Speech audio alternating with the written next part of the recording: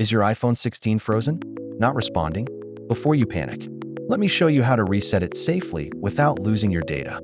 Yep, your photos, messages, and apps stay right where they are. Here's how. Sometimes your phone just needs a little reset.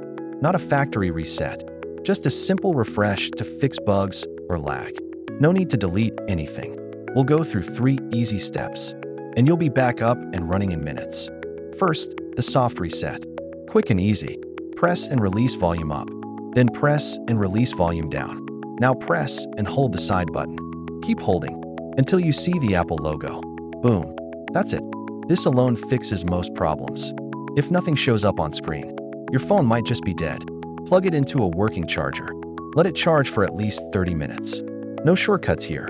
Once it powers on, try the soft reset again. Still stuck?